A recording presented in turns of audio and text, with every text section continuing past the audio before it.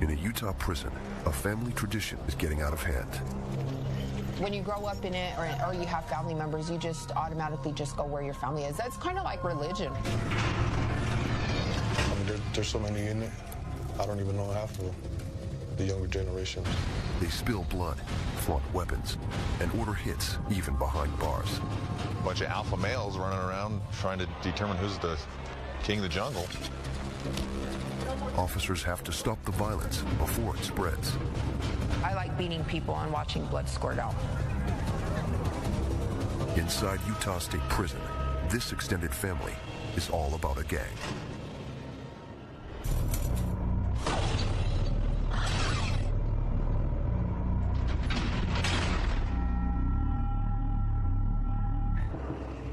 It's 8 a.m. at Utah State Prison. Newly sentenced inmates arrive. Lieutenant Dale Whitney steers them through reception and orientation, called R&O. One of the problems with running an R&O unit is when these guys come through the front door here, we really don't know what their crimes are. We don't know if they're violent offenders. We don't know if they're sex offenders. We don't know if they're coming down off of dope. We don't know anything about these guys. So that makes them a little bit more unpredictable. This full-service facility sits at the base of the Rockies. Inside live 80% of the state's incarcerated. The massive complex houses all security levels, from thieves to serial murderers, and contains its own mental health facility. USP is also home to the state's most dangerous women, over 400 of them. Their records as varied as the men's. But the biggest challenge in this prison, controlling gangs. Out of nearly 4,000 inmates, over 1 in 4 have gang ties. The problem with having gangs inside an institution is they start to click up. They start to develop their own little societies inside the prison. They start to get involved in the smuggling trade, like trying to smuggle tobacco or drugs into the institution. They run a little, almost like a mafia-type organization. Okay, I need you all to move down here. I would say the largest percentage of the inmates that come through the gates of the prison, if they're not in a gang when they get here, they're probably going to join one before they get out. To prevent gang fights, the prison locks new inmates down. For the most part, it's 23-hour lockup. Your recreation will be inside the sections. Okay, anytime you come out of the sections, you will be in restraints. One of the most important forms that we need you to fill out is the body disposition form. Please fill that form out completely with a name and an address and a phone number of somebody we can contact in the event that you die while you're inside the institution. My suggestion to you guys is if you're gang affiliated, you better put that in check, and you better put it in check in a hurry, because your time here will become very difficult to do. Okay? Stay out of the gang crap. USP has a long list of gangs. The Sureños, Crips, Aryan groups. Most began as street gangs. Behind bars, rigid codes keep members in line, disobey gang leaders' orders, and face bodily harm. Gangs like the California-based Sureños are notorious for violence. Behind bars, they created a criminal empire by forcing smaller Latino gangs to join them. Today, their membership is in the tens of thousands. Gangs at USP caused violent incidents to spike, nearly doubling in just 5 years. It falls to Sergeant Tracy Skinner to locate the gangbangers and keep them under control. Inmates and gangs use hand signs like these to show their allegiance. But that doesn't make rounding up active gang members any easier. It's Sergeant Skinner's job to pull out these gangsters from general population and put them in a special housing unit. This is what Skinner calls fishing. It's like taking all the sharks out of the fish tank and putting all the sharks over here where the guppies can swim safely. We're going to come and see if we can find, any gang activity, gather any intelligence that we can gather. First, Skinner must find out who's a gangster. To carry out orders, gang members must stay off prison staff's radar. Denial is key. You sure you're not the juggalo? No, my friend gave me pictures when he left. Oh. The thing I'm interested in is the swastika. I'm not. I'm had nothing to do with it. It looks like a crypt to me. I don't gangbang. Me. Where's your house at? Skinner's primary technique, casual conversation. Don't play his cards. The goal, reveal gang connections. You know, we try to talk to them like they talk to each other, you know, because they associate with it better. He hopes to get inmates to open up. They can try to get with Did you us. hear about what happened over in New Orleans? No, what happened? Oh, Serenos and Tracy's got it on over there too. It is a game, you know. It's a cops and robber game. You know, they're playing it with us, we're playing with them. It's a big game. Skinner's next step, sift through inmates' pictures, drawings, and letters. Gangs communicate in their own way. What do you got? Oh, that's my boy. This one uses a written code to keep their message under wraps. See what I'm talking about? Where's our Swazi? Oh, yeah. This right here is your runes. Who is it? So we got us one. 10951. We get the jackpot today. What we'll do is we'll continue going through stuff, get everything that we found. Just tell him, you know what, you roll up your stuff, you're coming with us right now. So he's going. It's already done deal. This gangbanger is part of an Aryan group, one of many nationwide prison gangs here. The gangs in Utah, you know, they're very serious because what they're doing is they're watching what's going on in California and they want to one-up California.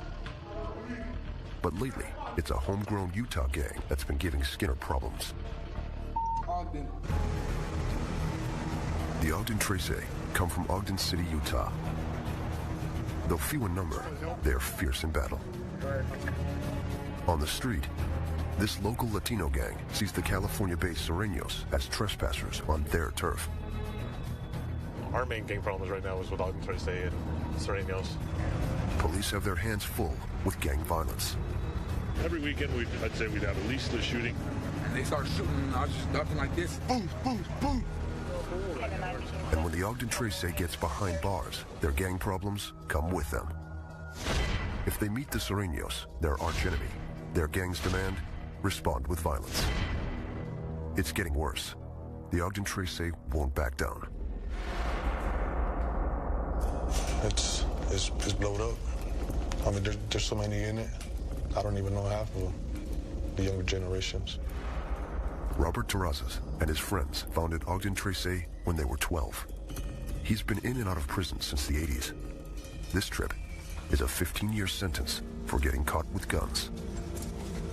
I was there from day one when it started. A lot of people know that. I get the respect for that. When we was growing up, it was just straight, you know, fight with our hands, you know, clubs, knife, whatever. The Ogden Trace's hallmark, loyalty, so extreme, membership passes from gangsters to their families. So we was fighting for territory. Before you know it, it's just grudges, people killing each other. So it comes down from family to family. Robert's own niece is a member of the gang. Meet inmate Natalie Terrazas. This is her second trip to prison. The mother of 5 is now serving a 2-year sentence for assaulting an officer. Relatives surround her in Ogden Trace and in prison. So I have 10 family members here at the Utah State Prison. There's 3 generations of Ogden Trace. It's escalating. It's like getting bigger and bigger. The population is getting bigger and bigger. When you grow up in it or you have family members, you just automatically just go where your family is. That's kind of like religion. Natalie says her gang activity began with a violent initiation over a decade ago. It was when I was 11 and I got jumped in by 5 guys. Some of these men were involved. They just sit there and they just beat you. You just fight back. They do it for 13 seconds. They knock you down, but they didn't really knock me down. I just kept swinging. You just keep fighting and fighting and fighting until the 13 seconds is up, and then you party afterwards. The youngest gang members are called Pee-wees. Natalie says she carried out her first assignment, a drive-by with a gun, at age 12. That was the first time I shot at somebody. It knocked me back. It was actually pretty scary, because you don't really I didn't really ever hear of gunfighting. I mean, you hear about it all the time on the news and stuff, but actually being the one that shoots the gun, it gets your blood going. It gives you a rush. Natalie Terrazas admits she had a history of drug addiction on the street. Now, she's 27 years old and has a long criminal background. The inmate's just 5 feet tall and is guilty of theft and assault on an officer. I was on the run from Kiesel, and they came and arrested me at my mom's house. Natalie wasn't compliant. She kicked an officer in the face, splitting his lip. Like other Ogden Tracy members, Natalie says she puts the gang first, even if it costs the custody of her 5 kids. I have 5 kids. I lost my parental rights. My other 4 kids got taken away in 1997 due to gangbanging, due to me stabbing a female. So my kids were put in state's custody. I was still a kid. I didn't know how to love. I was too caught up in partying and stuff like that. Natalie's youngest child, a 3-year-old girl, stays with relatives. But if Natalie gets into gang trouble on parole, she could lose her daughter. My youngest daughter is the one that I'm trying to get it right with. With her parole just weeks away, the committed gangbanger must choose between the gang and her baby.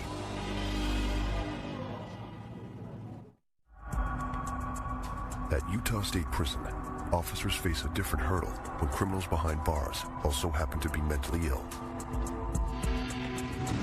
150 inmates live here, the Olympus Housing Unit, Utah State Prison's mental health facility. Even though up to half of the U.S. inmate population has mental health problems, facilities like Olympus are rare. These inmates' crimes are as diverse as the rest of USP's population. It's their behavior in prison that puts most of them here. It's pretty much the whole prison combined in this little building. All these cells in here, they have cameras so we can watch them 24/7.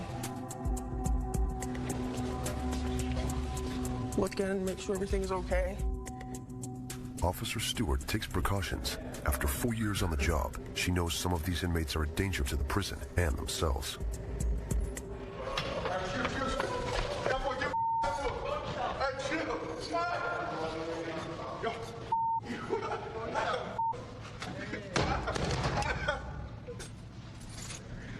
These inmates, they can switch on a dime. They're mentally ill. You don't know, one day they're taking their meds, next day they're not. They can become very violent. In extreme cases, unstable inmates spit on staff, tear up cells. But they'll bang on the door, come off the hinge, and hopefully it won't. And mutilate their bodies. They'll use little teeny pieces of paper to saw themselves for hours. Yet Officer Stewart chooses to work here. I actually love my job. I love coming to work, being able to talk to, the different personalities, being able to help somebody if they need help. I mean, you can't save the world or anything, but you can try, with one person. This guy right here, he is on suicide watch. He plugs up everything. He wipes his feces all over the wall. The smell in here is very intense. Feces, they come out every other day, so I'm sure his feces that he has on his floor has been there, a day and a half, just depending. But I can't even explain how bad the smell is. Going in there, it makes you want to dry heave. I mean, deaths don't smell as bad as some of these cells. It's just horrible. We have to deal with just things not an ordinary person would even think about dealing with every day. Staff reinforces boundaries on a daily basis. Well, they know who they can prey on. These guys are very manipulative. 1 year ago, Officer Stewart felt the risks of the job firsthand. She became a victim of assault. I had one of our schizophrenic inmates come up to me, and he's about 6'5", so about a foot taller than me, come next to me really, really close and was hitting me on the shoulders, threatening to kill and then rape my dead body. He finally just walked away and went into his cell. That was probably the scariest thing that I've had in my career happen here. The next day, he didn't remember anything. Stewart refuses to be intimidated. I can't come in here every day being afraid because they'll thrive on that. I'm here to do my job, go home safely, hopefully. Go ahead and get up. Officer Stewart deals with dozens of aggressors on a daily basis. In the gang unit, Sergeant Skinner deals with hundreds. Last year alone, there were nearly 100 gang-related incidents at Utah State Prison. 3 Sureños assaulted this inmate. They repeatedly sliced him with a knife. Only 1 weapon was found. But some of the worst attacks, when gangs punished their own for not obeying orders. When they have a violation, they'll cut up their own just as easy as they cut up their enemy. The prison's response to gang violence isolate the active gang members in special housing units. They're called Security Threat Groups, or STG. Active gang members were everywhere. So now what we've done is we've tried to contain all the active gang members here in Ochre 4 to try and reduce the violence. They lock down inmates in their cells up to 23 hours a day. Automated doors and segregated cells separate rival gangsters. This is our control room. This is basically where we control every cell as far as each person that lives in each cell. We can control it from here, opening the doors. We never open more than 1 door at a time. Mr. Hansen, what's going on? The prison reserves STG for the most dangerous gangbangers. Today, Skinner meets a new arrival. Where are you from? From Central City Locals, Ogden Tres. Inmate Nate Hansen is a self-proclaimed Ogden Trace.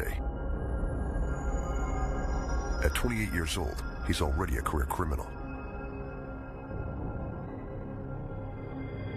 He's in prison for 4 years and has been an active gang member for over a decade. Have you got anything in there you shouldn't have? Anything gang-related?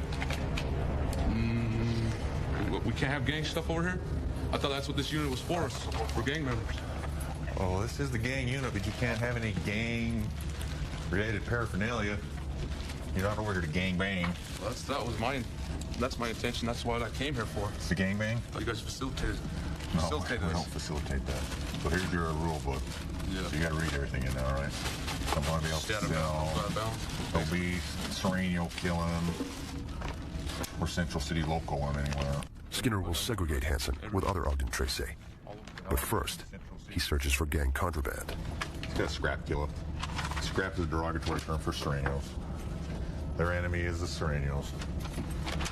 Gang communication can foreshadow activity, even violence. Yeah, it's going to cost out ass. If we find any of that stuff, he'll get right up the stuff, all right? So, no more of that. Anyway, how long have you been from Central City? Most inmates deny gang ties, but Hansen speaks proudly about the Ogden Trace. 15, 16, since I was about 13, 14 years old. How old are you now? I'm almost 30 now. Don't be beating anybody out. If you get in a fight, you're going to go straight to max, no question. Hansen disregards Skinner's advice. He talks about fighting the Serenos at any opportunity. I'm going to go for it. We're going to go We're going to go heads up, whether they want it or not. Wow. It's on site. We're definitely at war right now. All right, let's go ahead and roll up your stuff. Just wait for that day when I get around somebody I can deal with. Put you in your house. That's all there is to it. It's a waiting game. Always keep your eyes and ears open. Skinner keeps his eyes open, too. He'll get more cell searches than other inmates will. We'll watch him closer when he's out on rec to see who he's associating with, talking to. We'll listen to his phone calls more. He knows that with the Ogden Trace, it's not a question of if violence will occur, but when. Out in general population, inmates have more liberties. Recreational yard time is a prison luxury. It's the one place where male and female inmates interact. This is the matchmaking hour at Utah State Prison. What's that little short mama's name? But they directly contact one another. A single chain-link fence divides them. Right now, this is the walking program. I guess they get out there and get their exercise. But for us, it's the stalking program. Because that's all we do is stalk them. Ain't gonna lie. Hopefully make some eye contact, you know what I mean? To swag them down right quick when the cops ain't looking. Being out of physical reach from one another doesn't stop them from chatting. The most popular way to talk on yard is with sign language. Inmates call it flagging. Officers don't condone it, so inmates hide it from staff. Like this means from in the streets. There's different things. This means I love you. You know what I'm saying? This means I want to hug you. You know what I mean? Holding your hand, hug. Yeah, just stuff like that. But if you want to get specifics on it, then you just spell it out. You know what I mean? These broads are good at it. Leslie Cano, the cousin of inmate Natalie Terrazas, can speak it. I mean, if you're gonna do the alphabet, you always go back, you know what I mean? Backwards. Everything's backwards. So if you're gonna do the B, you do the B like that. The C, and then the D, and then you do the E, and then if you're gonna pause, that's a pause. They keep moving. It's like the little entree at the restaurant where the pie keeps circling. That's what we're doing. We're looking at the pie circling. You get to pick which one you want. If you can't get that one, suck it up and find another one. If you get a hit, she'll let you know. You'll be like, hey, mama, what's up? Can I write you? And then she'll give you, she'll let you know. Yeah, if she gives you a name back, then you're good to go. And we got some ugly ones coming too. Damn. That's the pie I was talking about. There's no good pie. That's no good. Leaving yard with a pen pal is a success, but it doesn't happen every day. Parade is over. Wait till tomorrow. For some inmates, yard is the place to conduct business, like making drug deals and solving inmate disagreements. And she's got to get dealt with, man, because that's... Natalie Terrazas is just weeks from being paroled, but she's still in a position of power. Her Ogden Tracy activity and lineage give her status within the gang.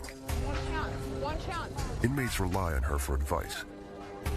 It's weird because you never lose that mother instinct, ever. And when there's a lot of young girls in prison or on the streets that come to me and need help, I automatically take them under my wing and take care of them. Don't do anything anyway. That's besides the point, Leslie. That's why I pulled you in that room. She also resolves routine inmate conflict. And we go, well, who's that one? Who's that one? And she wouldn't tell us name. We go, that's what we thought. Something Natalie says she won't tolerate: disrespect towards her gang. And a recent incident may force her to take action. There's been a lot of controversy over white supremacy and Mexicans. A week ago, a female white supremacist saluted a male counterpart with a Heil Hitler. Paying tribute to the Nazi is a direct insult to minorities. The gesture disrespected the Latino gangs, and they retaliated. It started a big war. One of these idiots spit in their food. I'm like... The gang conflict could turn violent. She's a... Today, as a dedicated Ogden Tracy, Natalie is obligated to settle the dispute. I'll do anything when it comes to taking care of one of my fellow people that belong to Ogden Tracy. There's no boundaries. Natalie can try to deal with the female inmate, but the male's out of her reach. To inform her fellow gangbangers over the fence, she'll smuggle them a note about the Aryan's action. To survive against bigger gangs, the Ogden Tracy has to be ready. But an upcoming attack is going to catch everyone off guard. What did you say to her? Did you just let her... At Utah State Prison, gang hostilities have simmered for months. Now they boil over. 9:30 p.m. in the Security Threat Group unit, home to top gangsters. A surveillance camera looks on. 2 custodial crews clean the floor. One is the local Ogden Tracy, the other, the Sureños. A door normally separates rival gangs. Now, it's open. The enemies collide. They break into pairs for one-on-one combat, beating their opponents with mop sticks and a toilet brush. All 4 suffer injuries. 3 inmates' cuts are so deep, they spend time in the infirmary. A severe assault like this prompts an emergency clampdown. The prison raids the unit. Ready, Big Red?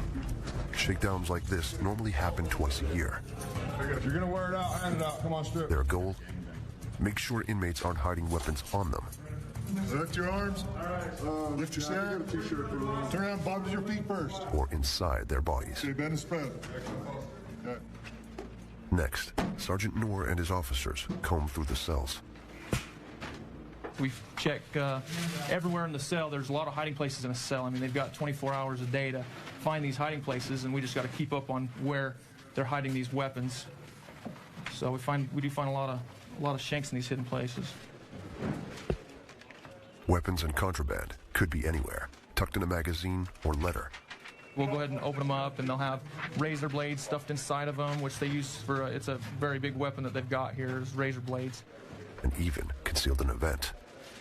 We go ahead and check them. If we can find anything, we have little pieces of metal that we can dig in here and try to retrieve the shanks or whatever they have hidden in these vents. With so much time on their hands, inmates turn everyday items into weapons, even paper. Moisten, compress, and mold it, and inmates have a rock-hard bludgeoning device. This is what's called a water stick. They hit pretty hard. It's just like getting hit with a baseball bat. So I've seen some pretty bad wounds with water sticks, so we go ahead and take them too. So this is the sort of damage water sticks can cause. But nothing compares to the wounds inflicted by a homemade knife called a shank. Inmates craft these out of anything, even toothbrushes. Today's raid yields few weapons. What it does, inspire yelling. They're not happy because we clean them out pretty good. So they usually get like this after the shakedowns. Usually have a lot of problems afterwards, but it'll cool down. But inmates can easily create more weapons out of everyday items, like the meal packs. It is very easy for the inmates to make a weapon because we give them what they need to make the weapon. An officer stands guard as Ogden Trace member Nate Hansen willingly shows how it's done. A rare glimpse into inmate weaponry. He uses a plastic knife from the condiment pack and shaving blades. All you're going to do is just get you something that you can hold like this. You know, all you need is a little bit. I'm probably going to use this in because that's a little bit short. Piecing them together creates a weapon called a slicer. The razor-sharp edge draws blood from his finger during assembly. You can see that'll cut you up real fast, boy. You put your slicer together in 3 minutes flat. That's just blades, just something to try to cut somebody. But hey, them just either scar your face up, you hit somebody right on the throat, you're gonna take them.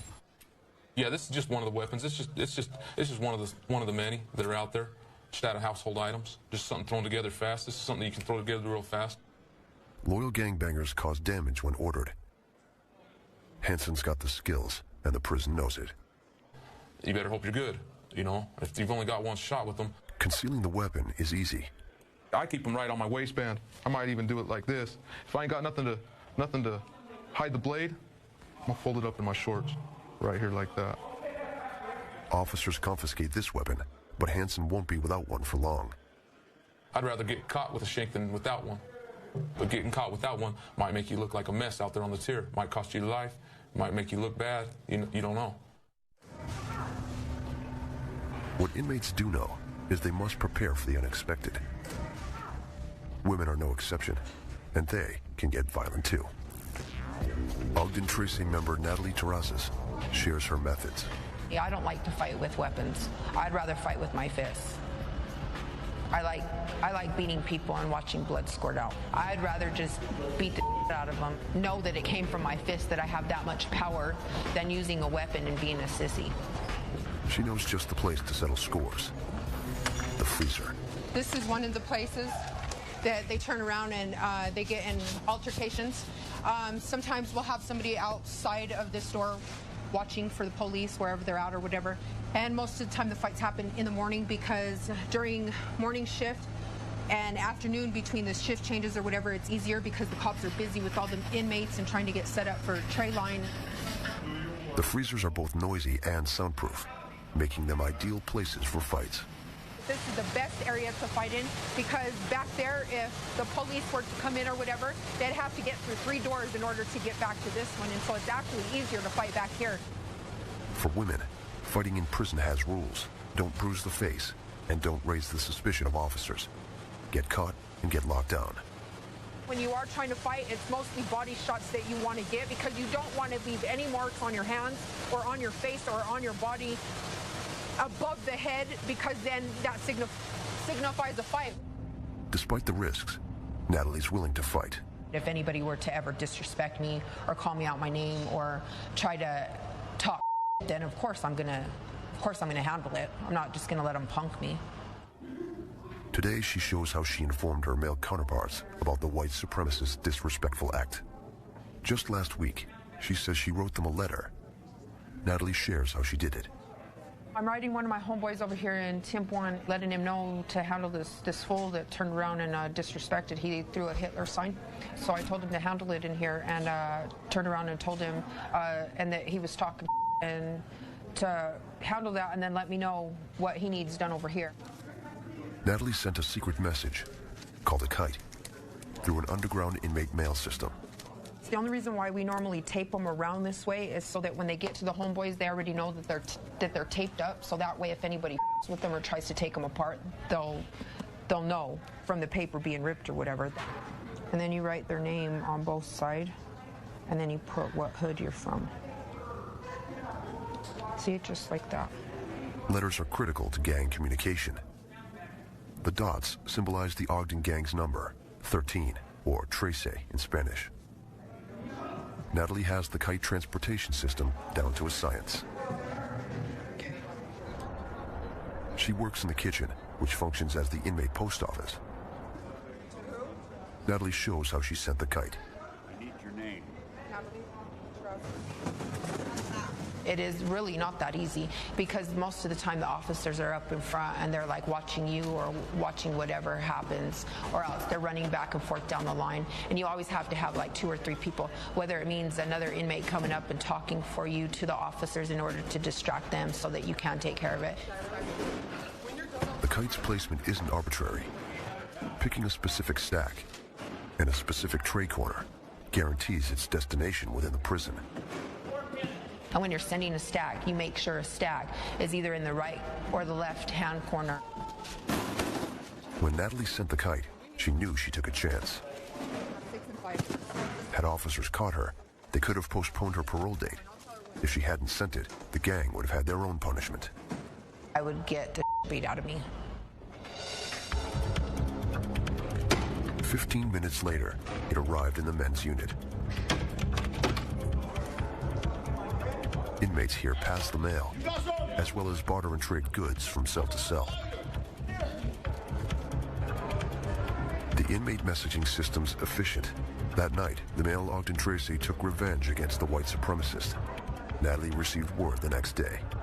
And then a white dude that was actually in Star 1 just got beat up for the same situation. We sent word to the homies, and he ended up getting beat up for saluting also. The Ogden Trece letter reached its target. But next time, it might not be as lucky.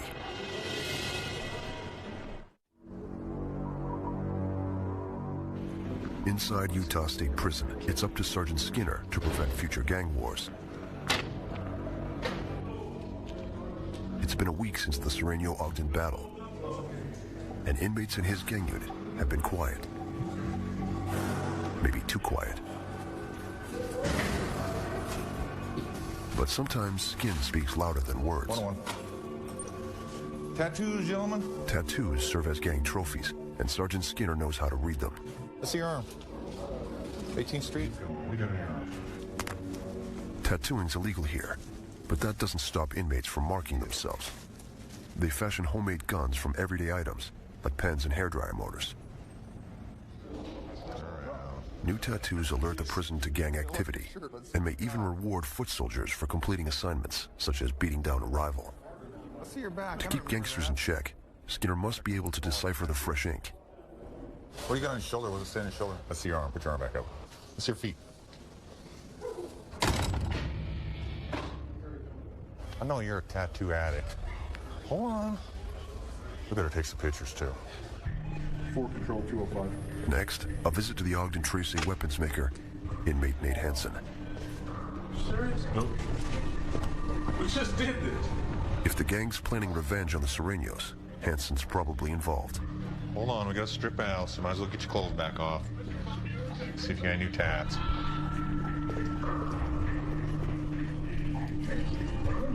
Hansen wears his gang's brand, O Trece tattoos, on his legs. They come here a lot. They know I'm active. I'm somebody that's got it. Once you get a name with them, even if you ain't really doing nothing bad, they're gonna keep coming here repetitively if they found in the past. But Hansen's stockpile of razors suggests he's planning something. What do you got the razor blades in here for? Those are all intact. That's just my extra hygiene. some worshiper now. Searching Hansen's cell yields intelligence, including a letter. What's Strudel up to? Central up, loco. That's not how we want to start our letter. Yeah. All right, you got everything, our goodie bag? Once out of Hansen's sight, Skinner gives the letter a thorough read. The content alarms him. It tells Hansen he may have to attack an inmate who broke a gang rule, known as a violation. He's in constant communication with known gang members out on the street, and they're writing to him, telling him who has a violation coming so that he can deal with it. But the target's not the Sureños. A fellow Ogden Trace is. Hansen seems to be plotting to take down a snitch. Gang members claim there's evidence, called paperwork, that someone from within betrayed the gang. This guy's here and he's got to do something to him. You know, because it tells him here that the inmate is a rat, and they've got paperwork to support it, so rat's not a good thing in prison. The targeted inmate lives within Hansen's reach, and until the Ogden Trace notify him to attack, Hansen stays on standby. Skinner can't let gang members wage war in his unit. We take it seriously. You want to watch the ones that admit they're active, because they're the ones that are going to jump at the chance to get their enemy. Yes or no? Do you have any safety concerns? No. The sergeant starts by informing the snitch that he's in jeopardy. So you're all right? Yeah, till it comes through. Okay, well, if it comes through, you can let us know. I can't protect you from the unknown. Yeah. But if something's going to happen, you tell me. Skinner's next move: remind the gangbanger who's in charge. Gangs are a threat to anyone who crosses them, even one of their own. Ogden Trace founder Robert Terrazas knows how ruthless his gang can be. They wouldn't hesitate to shoot you. They won't hesitate to whoop your. They're not going to hesitate about it. They demanded the respect, especially for their hood. You know, and when they're banging, that's the way it goes. He also understands the gang's allure. You know, it's like a magnet. It keeps drawing you back to it. And every time I leave, I come back. For one reason or another, I come back and I end up in here. Look at me, 42 years old, already a grandpa, locked up still. I looked up to my Uncle Robert. I still do. I love my Uncle Robert with all my heart. I look up to him a lot. He was my role model. I liked the way he handled stuff, the way he handled business, the way he put people in check. If anything, if I was messed with, he would handle it on site. With her parole just a day away, Natalie spends time with family and tries to prioritize her gang or her child. Just go out and be with your kids, man. How with everybody else? I'm stuck. To get her daughter back, she must stay out of gang trouble for a full year. I don't want my daughter to resent me end up dying over a bullet wound or whatever and not thinking about her. I'm missing a lot in my daughter's life. She's only 3 years old, man, and she needs a mom because I don't want her to grow up in a gang. As a career gang member, Natalie's loyalty is divided and her choice is limited. But she's considering an option that could change her life.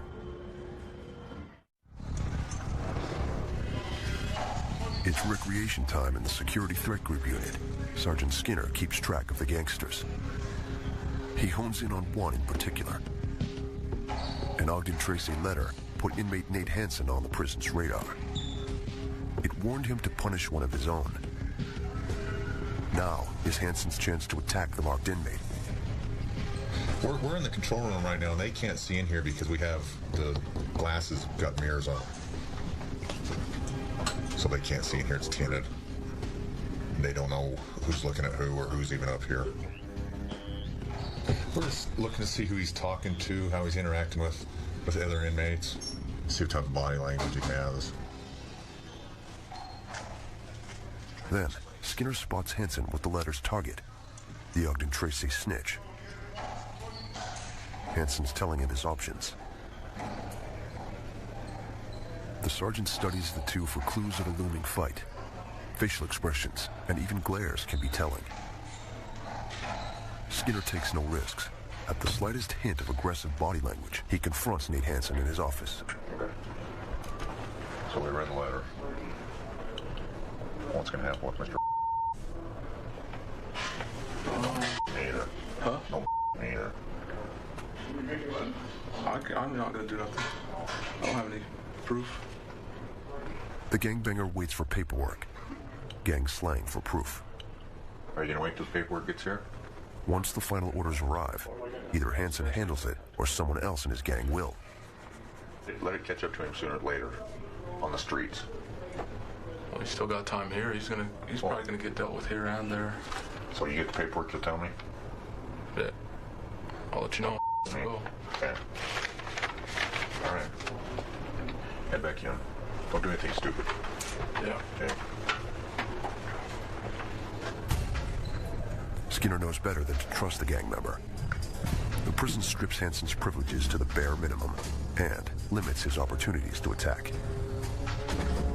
Most inmates here get 4 hours of rec a day, but he gets 1 hour, just 3 times a week, with only a handful of inmates. Getting a grip on gang activity is a non-stop battle for officers. You can't stop gangsters like Nate Hansen. You can't stop any gangsters. It's impossible. He's got tunnel vision, and that he doesn't see that there's other opportunities out there other than being a gang member. But new opportunities can overwhelm die-hard gangbangers. Inmate Natalie Terrazas is about to find this out. Today, she'll be paroled. The most important thing right now is to make myself better. More than anything. And then my daughter will be better. With one choice, Natalie alters her life after parole. She decides to stay in a halfway house and stay away from Ogden. So I asked actually to go to a halfway house in order to be on my own instead of just going home and messing up. I think I have a better chance of succeeding than going straight back to my hometown. I love Ogden. When I think of Ogden, I think of home. But at the same time, trouble. You know what I mean? With the capital T. Because it's Ogden 13. Just trouble. Natalie hopes to get a job and avoid gang trouble, but that might be impossible, even at a halfway house. I'm really nervous about getting out and going to a halfway house because of enemies. Because there's some girls that were just here a couple months ago that we had beef. That's what scares me. I hope I can be a better person and walk away, but at the same time, I know myself, and if it comes down to it, I can't say that we won't fight. I'm nervous. You'll be fine. Just do what you got to do. Natalie's aunts from Ogden walk her out. You really want to change your life, you need to get out of Utah. Breaking ties with Ogden Tracy means breaking away from her family. But who's down for you more than anybody? Family, of course. Okay, then. But family's Ogden 13, so what's the difference? It's part of our family. That's how we grew up. So how do you really expect me to stop gangbanging and doing when it's all I've known? But you're still in that. You need to break ties if you want to make something out of your life. And I don't want to see you back here no more than I need. I know. It's hard, man. I look in the mirror every day and I'm just like them because now my daughter is going through the same thing that I went through when I was younger. I love you too. Because so much. Okay. How could I really resent and be a hypocrite towards my family for being in a gang and doing what they've done to me when I'm doing the same thing to my daughter? 35930. 6780. Ready? I love you too. Natalie's been paroled before, and this time she's realistic. I can't say that I won't come back to prison though, because I don't know what the future holds. I don't know what tomorrow holds, but I know what right now holds. And I know that I'll try my best to do whatever I can in order to succeed and be a good mom. One gangster leaves, but more spring up. Stay out of trouble? The gang stuff is going to spread even with what we're doing. It spreads. You know, we've slowed it down, but we can't stop it. It's impossible to stop. We're looking for gang members these days, it's like drilling for oil. It's very hard because they're all undercover. Prison security depends on containing the gangs, and Sergeant Skinner knows it. We're having so many problems over there lately. Where? Upper 4. I don't know. Well, what the hell's up with those Serenios coming after you guys all the time? Well, you know that's been an ongoing war for years. That's never going to stop. You don't think it'll ever stop? No, Never? Never stop. Never. Never. But for now, gang battles continue, drawing in communities and tearing families apart, forcing more inmates at Utah prison to choose the family or the gang.